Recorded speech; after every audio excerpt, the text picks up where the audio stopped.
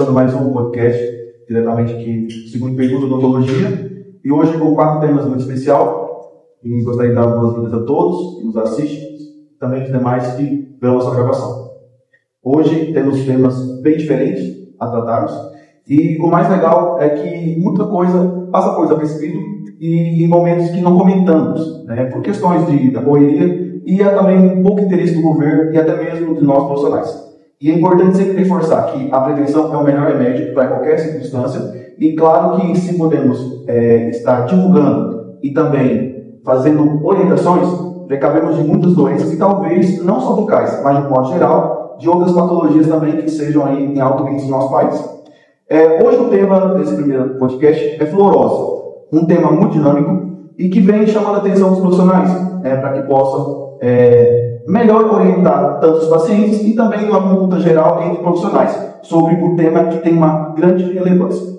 Bom, me chamo Marcel, sou professor de patologia, no curso de odontologia, e especificamente no segundo semestre, como já mencionado.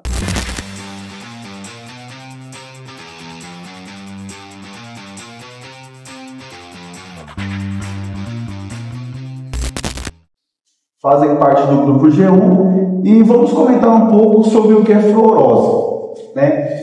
É interessante que quando você trata de um assunto como esse, já vem-se o teor de algo, fluorose. Então, o que pode ser fluorose? Diga para nós, Nayara, o que é fluorose? O que vem a ser isso? Quando surgiu? Se é algo novo? Comente para nós. Fluorose, ela foi descoberta em 1945, através por um acaso, na verdade, foi percebido que pessoas estavam com manchas no dente que não era cárie e foi feito um levantamento, um estudo, que identificou que aquela região ela estava com excesso de flúor, excesso de pacientes, que pessoas com expostas ao flúor. O flúor a gente tem ele na água, a gente tem ele no nosso creme dental, em alguns alimentos. Então foi feito um estudo, com um pouco de uma região e de outra região, e foi identificado que existia essa... como que foi? Foi bem interessante, na verdade, porque as pessoas que tinham excesso de flúor continham manchas no dente, que as pessoas achavam que era cárie e não era cárie. Então ela viu que o flúor era benéfica para o dente, porém em excesso ela pode prejudicar as camadas que a gente tem. Então lá atrás ele foi considerado como vilão, mas não só em excesso. Hoje ele não é considerado como vilão mais porque hoje a gente tem a prevenção, a gente tem uns estudos que mostram que em excesso ele faz mal, mas na medida certa ele é benéfico para a saúde bucal. Interessante. Vale ressaltar que também na composição da água tem flúor, né? E isso vem interferir em alguma coisa, população, porque às vezes no tratamento da água pode ser que as pessoas, o técnico responsável às vezes esquece lá, dá uma flochada na mão e acelera o processo. Isso pode interferir na população do modo geral? Muito difícil. Não chega a acontecer não, porque a quantidade para dar uma fluorose dentária tem que ser em excesso, em muito excesso, Agora vamos supor, se o paciente ele tem muito excesso ao creme dental, que é a maior concentração de flúor, e ele tem muito excesso na água, aí ele pode ser que prejudique. Hoje a gente pode ver que tem os poços artesianos que ele causa mais do que essa nossa água tratada, que a gente tem no nosso encanamento de água tratada. O poço artesiano hoje é menos usado do que uma água de rua mesmo normal. Interessante. E é importante ressaltar, professor, que segundo a OMS, é 1,5 miligramas por litro o máximo de flúor na água para a pessoa ingerir. Muito boa sua resposta, muito bom, convincente. O interessante é que, claro, são todas as faixas etárias, precisamos tomar água. Claro que tem locais que a água ela precisa ser bem mais tratada, então coloca-se muito mais química, para poder limpar ela, vir para o consumo. Mas de fato que o flúor não é só no creme dental, então a gente tem também com partículas na água, bem interessante do ponto de vista. E qual que é a colocação que você dá sobre essa preocupação? A gente falou da água e falamos também da questão. É novo, Pode-se dizer que a fluorose não é tão antiga, Porque se formos analisar aí dentro de uma escala, não tem nem 80 anos, Então, ainda coloquei um pouquinho exagerado. O que se sabe sobre a fluorose até o momento? Tá, a primeira questão é a manchinha e tal. E em crianças e adultos, como que é isso? O que mais é mais apresentável? Que pode ser mais cometido? Crianças ou em adulto ou idoso? Qual que é o ponto de vista? Pelos artigos que você leu, pelaquilo que você preparou? Bom, pelo que eu vi, as crianças, começa pelas crianças, né? Elas desenvolvem naquela fase onde os dentes estão ainda se desenvolvendo. Então, a fase que mais pode afetar é dali para frente, depois que os dentes se desenvolverem. Mas é a partir dali que começa. Pode começar com manchas mais leves, pode até atingir um nível mais moderado e mais severo, porque também vão surgir ao longo dessas manchas brancas, manchas mais escuras. Então, para mim, na minha visão, vai influenciar mais na vida dos adultos, porque eles já vão ter os dentes desenvolvidos e eles vão sofrer mais com aquilo, tanto pela questão da estética, da questão talvez da corrosão dos dentes, porque também pode ser que o dente fique poroso. E aí ele vai ter que procurar um tratamento. E para a criança não vai influenciar tanto na aparência, porque as crianças não se importam muito com a questão estética. Mas pode ser que ela sofra um bullying na escola, por exemplo, se alguém reparar. Pode pensar também que é uma sujeira, porque as manchas brancas, elas ficam espalhadas assim nos dentes. Então, pode ser que alguém veja e fale alguma coisa também. Para mim, na minha percepção, vai influenciar mais na vida adulta, mas começa já em um estágio mais leve na vida na criança. E a gente pode também, uma curiosidade também, que hoje a gente percebe mais em crianças, porque a criança tem mais excesso de flúor. Hoje a gente tem no mercado aqueles creme dental colorido, né, gostosinho, assim, que a criança acha que não faz mal. E aí o pai acha bonitinho, não tem o conhecimento, e isso leva a criança a ter a fluorose. E aí é onde é muito importante estar tendo a supervisão do adulto, porque muitas crianças, elas têm o hábito de fazer escovação sozinha, não é todos que ficam a todo momento lá observando, e é onde acaba contendo muito excesso de flúor que não deveria, né? Importante, eu quero comentar um negócio aqui que me chamou a atenção, a respeito da creme dental, né? Estamos comentando sobre fluorose. Teve uma ocasião, não é antiético eu falar aqui a marca, né? Se eu não me falho, a Colgate, e tem mais uma outra que, se não me falho, foi a Sorriso, na época, lançou um clareador. Foi um sucesso de venda no país, mas teve complicações por conta da agressividade. Aí, beleza. Então, um exemplo. Usou em excesso o flúor, deu as manchas, eu uso o clareador. Isso é certo? Porque, por exemplo, aqui, o que eu quero dizer com isso? Se eu fazer um clareamento para quem tem fluorose, vai resolver o problema? Vai depender do caso do paciente. Se ele tiver com uma fluorose mais leve, menos agressiva, pode até resolver. Só que em caso mais severo, é necessário uma faceta ou então uma microabrasão do esmalte junto com clareamento. Certo. É uma técnica com outra. No caso aqui na anatomia, se nós avaliarmos, então vai passar a dentina, o esmalte e a dentina, é isso? Pra gente entender.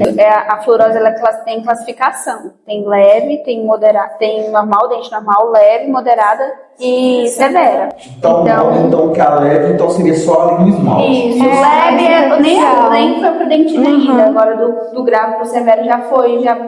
Então, no caso de um clareador, esses que a gente compra em farmácia, por exemplo, então já conseguiria resolver a primeira parte, então. A gente tem que fazer clareamento com um profissional, né? A gente tem que ir ao dentista e fazer um clareamento. Clareamento de farmácia, não do dente, só se o seu dentista indicar. Né? Vem conhecer o produto antes. Porque se a pessoa já tem a sensibilidade da fluorose, o clareamento já é um procedimento que é muito abrasivo, né? Então, ele pode piorar também a sensibilidade daquele dente. Interessante, não tinha essa informação, importante. Qual a sua visão? Sobre a questão do clareamento? O clareamento feito pelo profissional, sim, eu acredito que seja assim, aceito quando o profissional indica que seja indicado quando está leve. Só que ele na verdade, assim, não vai sarar porque não é uma doença. Ele vai diminuir o excesso da cor que está muito branca, né? Igual quando está muito mais forte, no nível mais agravo, que aí vai para o amarelado, acastanhado, que aí vai outros procedimentos. Agora, referente específico ao clareamento, ele não resolve muito, porém melhora bastante a estética do dente e o clareamento do profissional. Uma coisa legal também aí surge uma incógnita, né? Porque se eu tenho que usar flúor e aí eu uso flúor e me dá fluorose, porque pode ser que eu seja compatível ou tenha uma facilidade, né? O que é certo? O certo é fazer o uso correto de flúor. Adequado.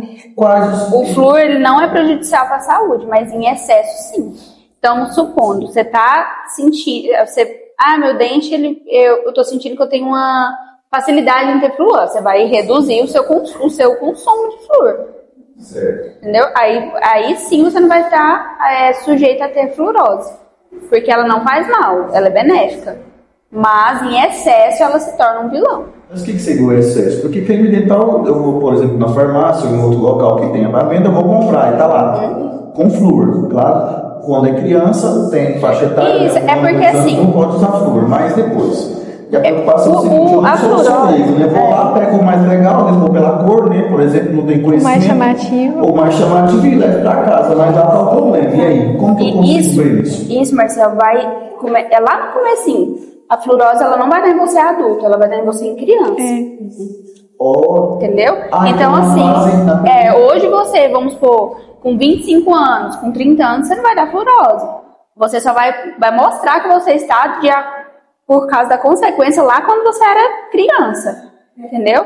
Então, assim, a gente tem que preocupar hoje, o que a gente tem que mais preocupar é com as nossas crianças. Se elas não tiverem o excesso, entendeu? Ela não vai se desenvolver quando adulto. Por isso que é importante a supervisão sempre dos pais aos responsáveis. Interessantíssimo. Principalmente na higienização bucal. Igual de crianças até 3 anos. Pode colocar uma quantidade de um grão cru de arroz. De 3 a 6 já vai colocar um grão de ervilha, por exemplo. É o necessário. Interessante. Vou perguntar uma coisa para vocês, que eu soube que vocês estão no projeto de extensão, isso é legal. Vocês já estão fazendo trabalho com as crianças, já chegaram a orientar sobre essa questão? Orientação, sim. Bem diferente do que a gente imaginou. A gente chegou a primeira vez muito nervoso, sem saber como ele receberia a gente. E foi, pelo menos para o nosso grupo, né, que a gente tinha separado por grupo, foi bem recebido. A primeira turma, ela estava mais assim, tímida, porém bem atenta, né, eles são bem atentos. Já na segunda vez que a gente foi, eles já faziam muitas perguntas, então a gente identificou que a gente tinha que estar preparado para aquilo. Interessante. Camille, comenta para nós, é interessante a questão da orientação, né? A gente sempre é bom focar nisso, a prevenção sempre é o melhor remédio. Comenta para a gente falou um pouco assim, meio já por cima, sobre a questão da autoestima. Bom, a autoestima com certeza não vai estar lá em cima, ela vai estar mais abaixo.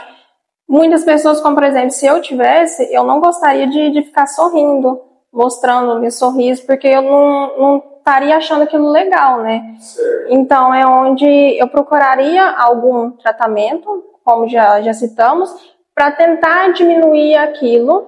Só que aí, como já é causado desde a infância, aí se chegar na fase adulta e ainda tiver, é um pouco mais complicado. É onde a pessoa fica já mais triste, porém tem muitos resultados que conseguem muito rápido. Se caso conseguir ficar indo as rotinas ao dentista certinho. Certo. Muito interessante. A gente comentou já da questão das causas, né, do tratamento, sobre o clareamento, que é um dos tratamentos, né. Agora uma coisa que eu gostaria de falar para vocês. É relevante esse assunto? Pergunta alguma. Para mim é muito importante porque certo. Tem pessoas que não sabem nem da existência dessa doença. As informações não chegam para todas as pessoas, né? Tão facilmente. Então, por exemplo, o nosso projeto de extensão ele é muito importante porque a gente leva informações que eles não sabem, como de quanto em quanto tempo eles devem ir ao dentista, de quanto em quanto tempo eles devem trocar a escova. E também a gente pode levar esse tema que é muito importante para eles, porque muitos na fase mais inicial podem ter consumido a pasta de dente por conta daquele gosto bom, por conta da embalagem, e não sabiam que isso pode levar a uma doença que é mais séria, que no caso vai acometer ali a aparência e a autoestima deles. Tem alguma doença a partir da fluorose em outra parte do nosso organismo que pode ser acometida? Bom, de acordo com as minhas pesquisas, pode acometer a parte óssea.